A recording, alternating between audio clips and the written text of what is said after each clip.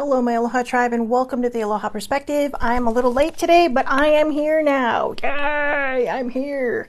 Travel day, obviously, you know where I'm at again. So there is something, I saw a meme this morning, and I want to talk about that, but before I get to there, let's do some of these. And I have the alchemical cards too, the Daily Magic alchemical thought cards.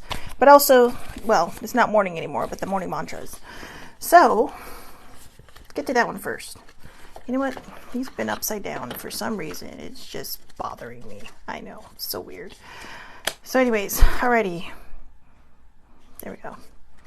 Put them in right. I think last time I did that too. I'm going to put these the right way in, and then I put them upside down again. So, alright. Let's see. Card number 1. I can do anything I want with my life within the legal limits of my state, country, probationary guidelines. No wasted day. No reason not to try. Let's shoot a lion out of a cannon. Or let's be the lion being shot out of a cannon, right? Courage. Lions usually symbolize courage, right? So, again, I can do anything I want with my life within the legal limits of my state, country, probationary guidelines. No wasted days, no reason not to try. So again, it's true. I love this because how many times have I said something, I'm like, but don't break the law. Do not break the law. You're like, oh, where's the fun in that? Yeah. You do the crime, you pay the time. So, no, I like this one because you really can. It's just a matter of getting over that hump, right? I mean, I think we all get the nerves like, oh, I want to do this or I want to do that. And then when we finally decide to kind of leap over that obstacle, we're like, why didn't I just do this before? You know? And it can be scary, but, you know, I mean, if you don't try, you're never going to know. And you'd rather try and fail than try and never have done. So, and you know, failing just means that there's something better out there for you, or you're just finding a different way to do things. It's the way I look at it. I like to think of myself as just doing things a different way. So let's get to the alchemical cards, and then I'll get to my Monday musings for today. The Monday musings. So let's see. Oh, nothing. Oh, I was going to say nothing wants to come out. And then all of a sudden, I think 2 cards just popped out. All right. I'm going to give this one more shuffle. And then we'll see what happens. Nope. All right. So we get what we get. I think it's only 3 cards. Well, yeah. All right. So give love, create love, be love, love, receive love, emanate love, speak love, anchor love. I like that. I'll get back to that one. Just for today, embrace impermanence. Be here now. This is where you will find your flow. You know, we spend a lot of time living in the past or in the future that we forget to live in the now. So that really is where, you know, you'll find your flow. You'll find your flow in the now because you'll know what didn't work in the past to help you flow into what you want for the future, right? So, you know, give yourself that, sorry, travel hair, but just give yourself that patience. Nothing changes if nothing changes.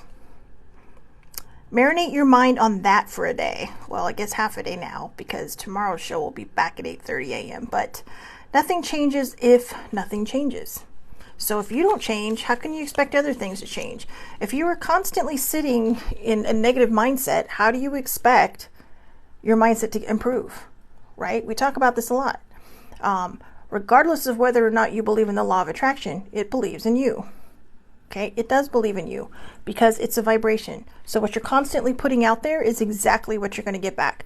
Maybe you sit there and go, oh my God, every time I get to this corner, there's 5 billion things always happening. Now imagine if you don't even give it a thought.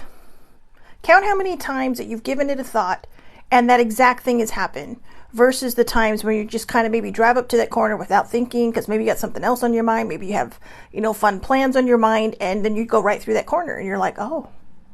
But we don't think about that. All we do is focus on the negative times. All we do is focus on the times when, you know, like when I exit my house, I always joke, it's like, you know, only me can I get to this corner where I won't see any cars coming as I'm getting to the street to make a left. across traffic, and then all of a sudden, bam, there's 5 bazillion cars coming. Both lights on either side of me turn green. But then I don't think about the times when I get there and it's like wide open. I just comment about the negative times. So think about that. How many times do we really focus on the negative? And chances are that maybe we just focus in too much on the negative instead of the positive, right? I know, and that can be where we change. And when we change our vibration, things around us can start to change.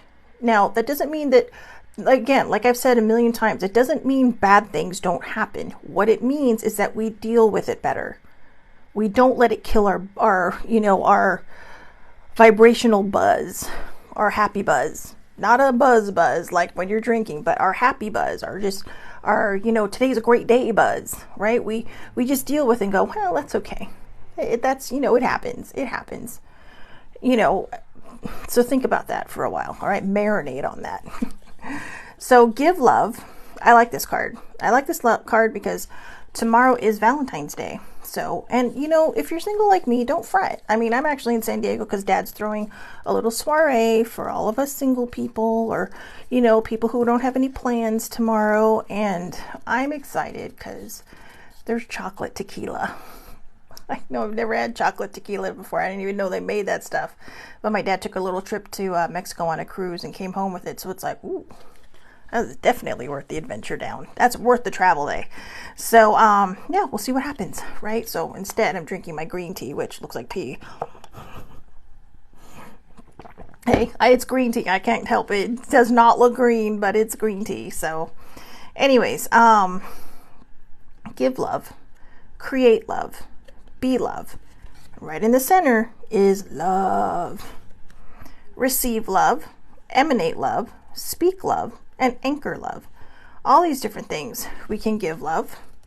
We can create love. We can be the love that we want in the world. We are all love. Receive love. Don't be afraid to receive love. It can be scary, I know, and it can be a little challenging sometimes because a lot of times, there's so many of us who just think so poorly of ourselves, and it's kind of like, emanate love and speak love. Right? Like the perspective. Well, I don't always speak love. Sometimes I just get rare. And anchor love. Anchor love. Anchor yourself in love. Okay? I know it's hard, and there's a lot of things that just upend us and make us want to slap the world, but that's not going to do us any good. So, what I wanted to talk about today, I saw this. I actually brought the self-awareness cards just in case, because I will be here till Thursday morning. But I saw this meme on Facebook this morning, and it just I'm really sorry. I know it's like I tend to look off a lot more than I do in the regular show when I'm at home because there's like a whole picturesque view out there. So the rains kind of came, so the windows are a little messed up, but it's very distracting. Like a squirrel.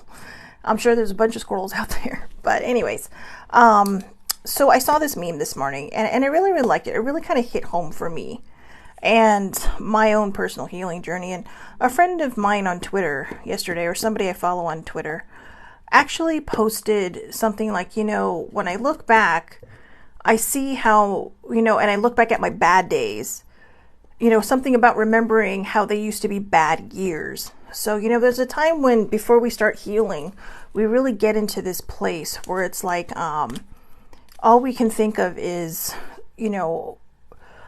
all this time, right? No, gosh, I can't believe how many bad days I've had. I can't believe how much time I've had to take off to really take care of my mental health. But then we think back and we look back and it's like, remember when it used to be years long? Because we weren't taking care of ourselves. We were pushing everything down. We were, just ignoring it. We were slapping it away. It was like a tennis ball coming at us and whack. You go to return it. But like tennis, it's going to come back at you, and depending on how good the person on the other side of the court is, it could be coming back at you pretty fierce. All right. So imagine it that way. You can duck or you can hit it back, or, maybe when you're hitting it, you're like, okay, I'm connecting with this thought. But just remember, I swear to you, I have no idea where that metaphor came from. Just out of my head. Just tennis popped in my head. But we can look at it that way too, you know, just you're connecting with these things that you need to heal with. And, you know, do you want to win this game? You know, think of the opponent that's hitting the ball back as being, you know, the emotions and the situations and the things that you have to heal inside of here. All the things you've pushed down. You know, it could even be just the tennis machine that spits out the balls, right? Like in baseball, they spit out the balls too. And, you know, it's just the pitching machine, right? The pitching machine. And, you know, it's just thought after thought after thought, and you're just hitting it and hitting it and hitting it, which isn't really ideal. I mean, it's good for practice, but are you healing what it is you need to heal? But it is good too, because you're coming into contact with these thoughts. You're coming into a place where you're like, okay, these things are just firing at me, and I can either let them hit me, go by me, or I can hit them back and say, hey, you know what? I am in control. I am going to make sure that I succeed. And just know there are going to be balls that get past you. You know, whether you decide that you're in a batting cage or on a tennis court, just with this pitching machine coming at you, firing balls at you.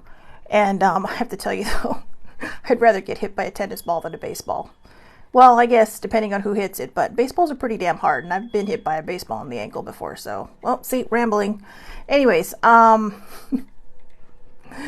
I'm going to really talk about to my therapist about that. It's like, why does my brain go off in 12 directions? But anyways, so I really wanted to share this because I really, really think that this maybe will be a bit, what's the word I'm looking for?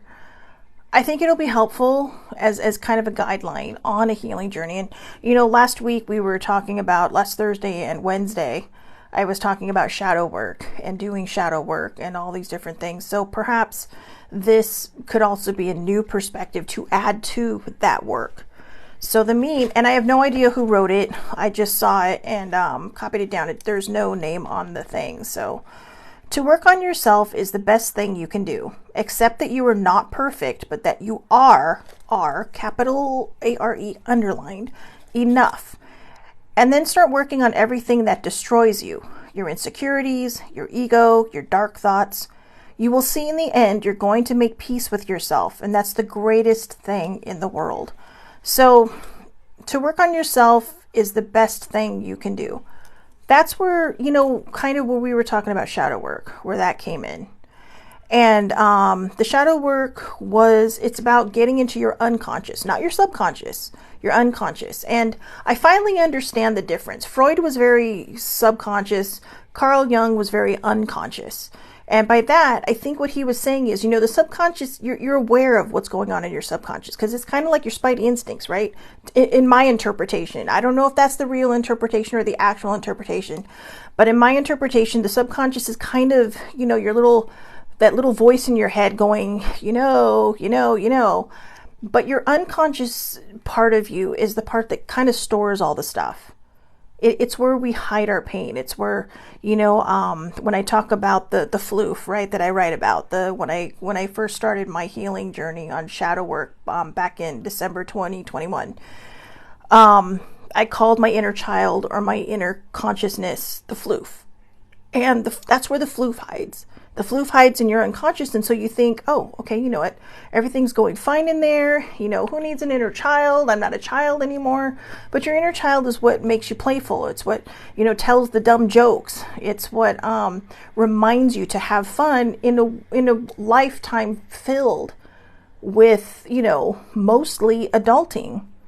You know, we're only kids and teenagers. I mean, really, in the broad thought process of it all, we're children and kids far less time than we are adults, if you live an average life. The majority of our life is being an adult. And so this inner child is reminding you, don't forget who you are. Don't forget to have fun. If you had bad things happen when you were younger, find a way to heal the inner child. Find a way to heal the unconscious. That's where shadow work comes in. We go deep. We have to, it takes a lot of preparation to do shadow work, because we have to be honest with ourselves. We have to face things that we're not sure we are able to face. And it can take a lot out of us. It can be emotionally draining. That's why I tell people, if you're not comfortable and you're a little wary or you're a little shaky kneed around doing shadow work, seek professional help or find somebody you trust that you can talk to and be open with, that will help you through this. That, if you fall apart, they're going to be there, them or another person, have like a tiny support team, not just one person, but a couple of people. So again, to work on yourself is the best thing you can do, because it helps us move forward and it helps us clear our mind to really kind of, really work towards enlightenment. And people are like, oh, enlightenment, there's that word, the spiritualist word. But enlightenment is a whole lot different. Enlightenment is, to me, in my perspective, is seeing the world not as a disappointment, but how can I fill it with my love? How can I fill it with good stuff? Because I think we go into it thinking, well, there's no way I can change the world. You can change the world one person at a time. I never thought I'd be in this place of healing, but here I am. And it's taken a lot of work. And I'll be honest, it doesn't mean it's going to take you over a year to do it. 14 months. No, it's taken me this long because I sidetrack, I procrastinate, I get scared, I worry. And instead of focusing on what I know I need to focus on, I will just ignore it. So don't do that. That's not beneficial to you. So the next line, accept that you are not perfect, but that you are enough. I don't think we ever truly achieve perfection. And again, this is just my opinion. But if you really stop and think about it, right? Somebody says, well, you see the movies where people are trying to achieve this weird scientific perfection, but then it's not enough. So they keep trying and trying to make it better and better and better. So they're never truly achieving perfection. So why do we?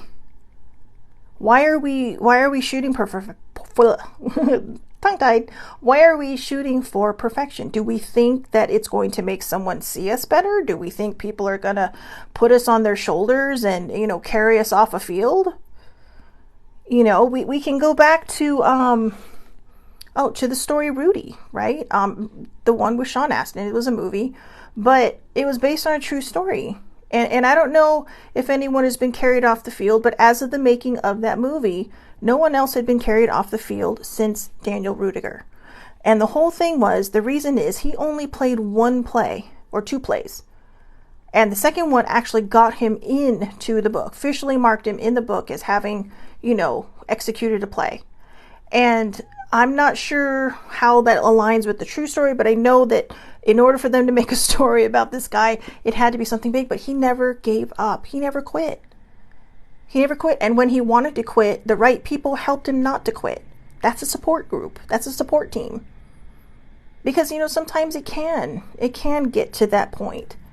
And yeah, maybe, in the movie, he alienated a few people at first because he was so passionate. He wasn't going to give up. He really wanted to, be this thing, to prove something to everybody else, when I think in the end, he was proving something to himself. He got an education, which I'm not sure he thought about at first, or maybe he did. But the point is that when we try to strive for perfection, we're going to miss all the wonderful things around us. Because we're trying to be something that, again, in my perspective, in my opinion, does not exist. I don't think perfection exists. Because there's always something that can be improved on, whether it's technology or people. I'm not perfect by any stretch of the imagination. I still lose my shit. I'm human. But I'm getting better at it because I'm not truly 100% a hurt person hurting people. And I do believe hurt people hurt people. So, and that's going to be the saying for a long time. And it will show up a lot on this show because hurt people hurt people.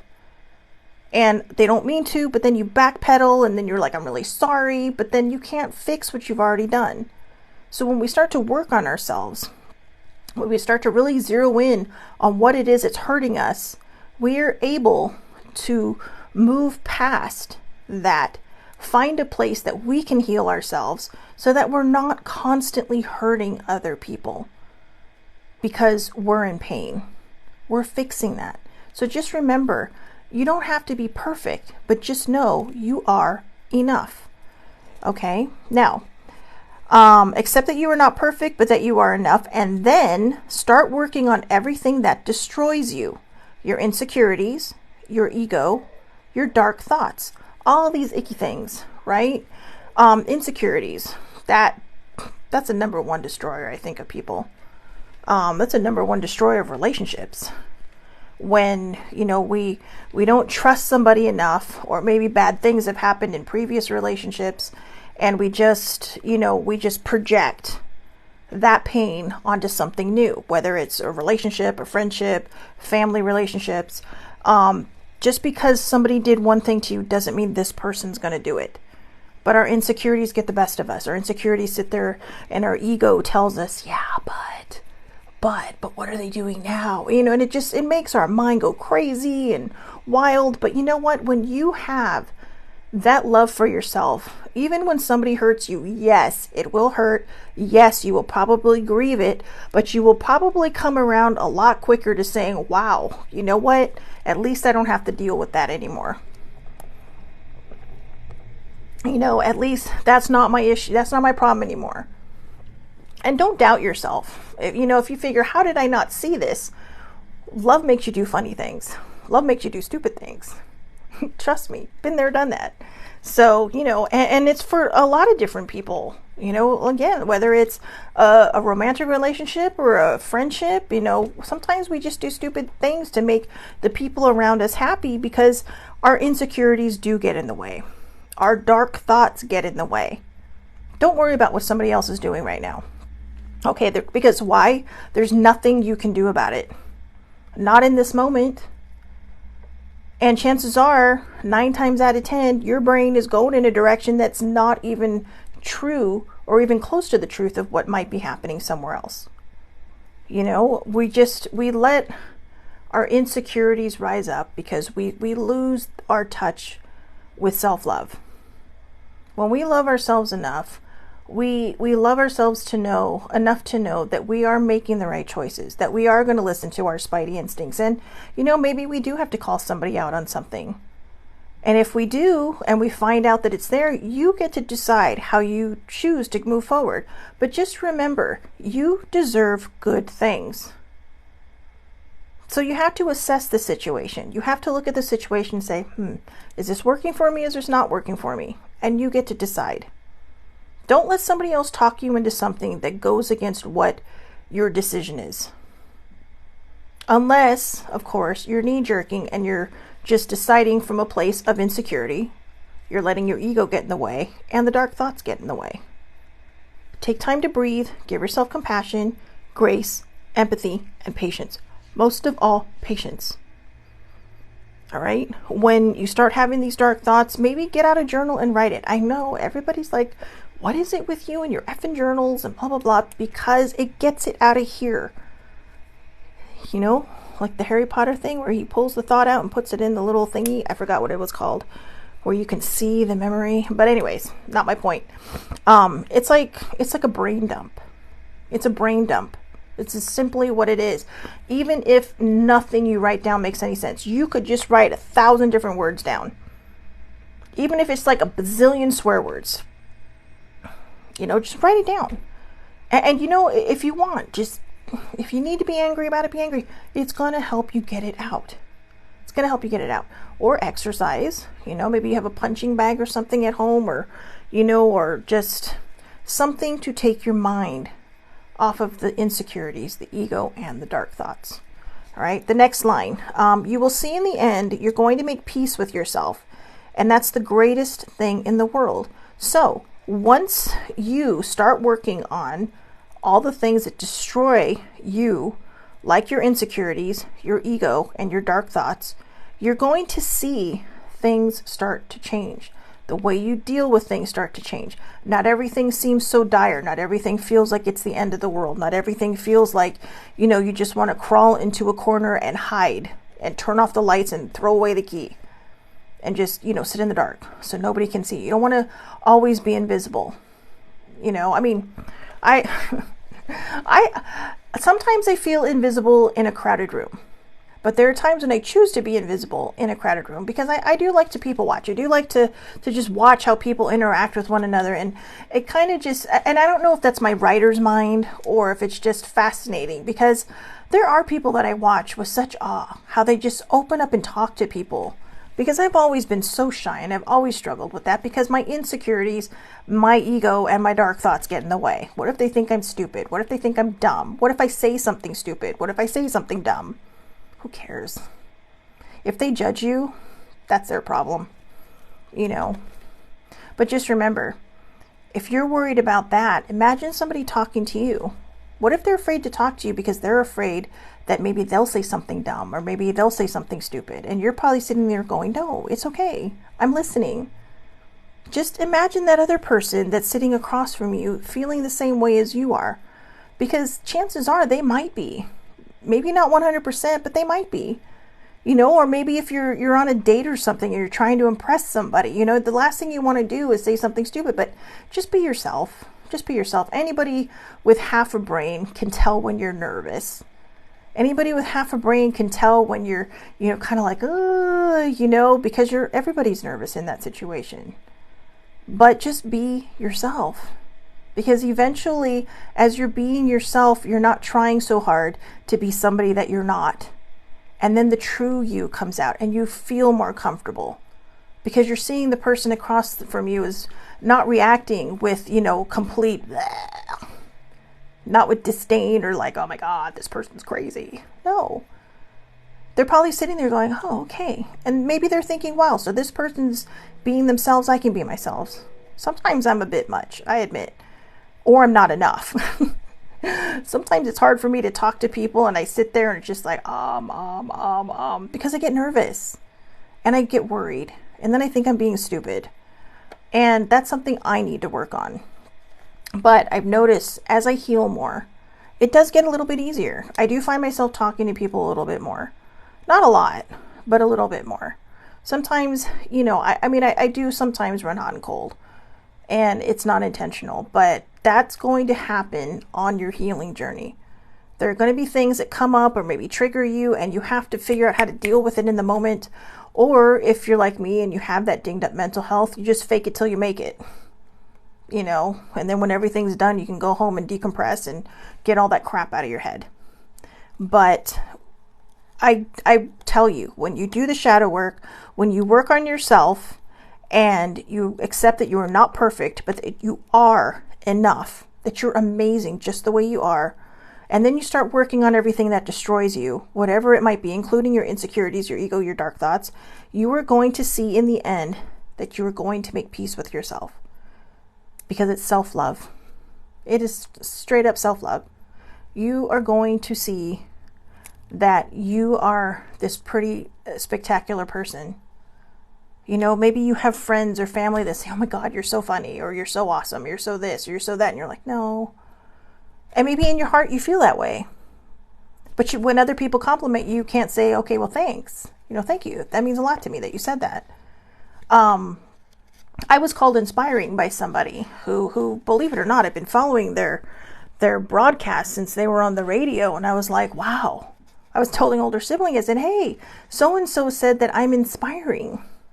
And that meant a lot to me, because I don't know how much I touch people. I don't know how far my message reaches. But my message is for other people to share. I put it out there, and however far it makes it by word of mouth, and whether you're saying, well, I heard this on this show today, or I just like, hey, you know what? I was just thinking, blah, blah, blah. It doesn't matter to me.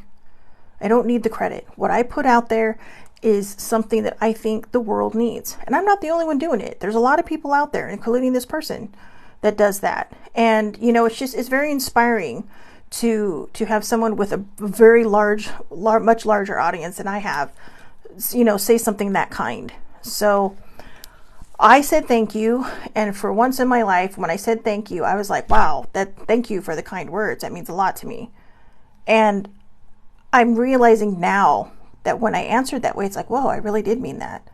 It wasn't like, no, no, no. But it was like, wow, okay, thank you. This inspires me to want to do more. This inspires me to want to keep going and spreading that love, spreading that word, spreading that healing power that we have, you know, so that we don't become a victim of ourselves. We don't become a victim to our insecurities, our egos, and our dark thoughts. Some of us have already been victims of those things. But we have the power to move out of that.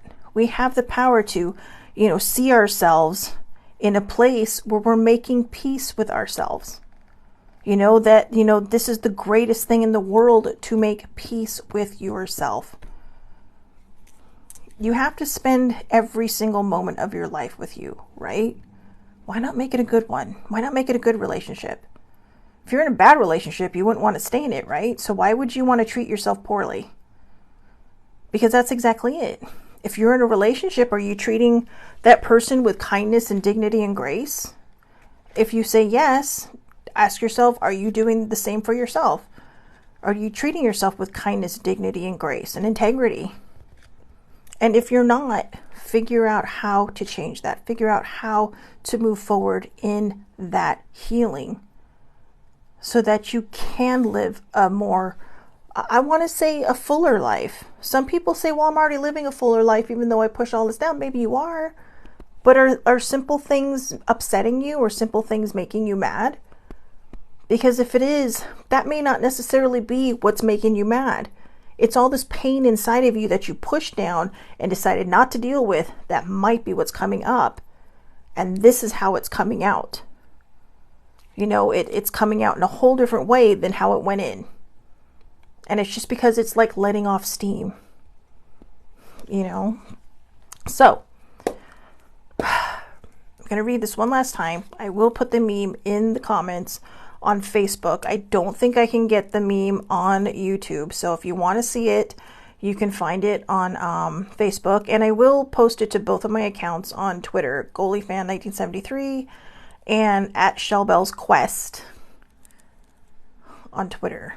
GoalieFan is more of my I'm being a dork kind of page, whereas Shellbell's Quest is really my mental health area, where I'm also kind of a bit of a dork because I'm making friends on that account too. But the point is that it will be on either of those as well, and Instagram if you follow me there. The one is the Aloha Perspective, or just Shelly Marie Lucas. So and Shelly Marie has one E in Shelly, Shelly. All right, and Shelly Marie is one word. So here we go. To work on yourself is the best thing you can do. Accept that you are not perfect, but that you are enough. And then start working on everything that destroys you. Your insecurities, your ego, your dark thoughts. You will see in the end you're going to make peace with yourself. And that's the greatest thing in the world. It truly is. When you make peace with yourself, you will find a way to make peace with what is happening around you. And like I said, we're human. We're probably going to lose our shit from time to time. But the recovery time is better. So it's just like that meme I told you that somebody on Twitter I know posted about how I look back and I think, wow, you know, I have a bad day, but it used to be bad years. You know, so maybe I'm having a bad few days, but it's not years anymore. Because we've healed ourselves. We've gotten to this place where we recover so much faster, where we feel better so much faster. And we deserve that. We all deserve that peace within ourselves. That's where the compassion, empathy, grace, and patience comes from. Patience is the most important one. You know, we always talk about in a relationship to communicate with people. Communicate with yourself as well. Communicate to yourself what you need to put you in a good place, to keep you in a good place, to help you when you have those bad days, how to just take it like that tennis ball flying at you, right? And just, or a baseball, and just whack it back. And don't worry if you miss it. Don't worry if it gets by you. It's okay. It's okay. Whatever it is, just don't get hit by it. All right? Because I'm telling you, I have had some days where it felt like my thoughts were a Mack truck running me over.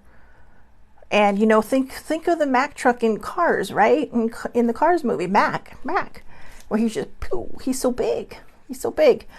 And we don't want that. We want to be a pancake on the road. We don't want to be roadkill, right? We don't want to be that pancake on the road being roadkill. So take care of yourselves and really kind of think about this whole thing. And like I said, again, I will post it to Twitter, Instagram, and in the comments on Facebook. I actually think I already shared it to Facebook. So if we're Facebook friends, you've probably seen it. If not, all my lives are public under Shelly Marie Lucas, so anybody can watch.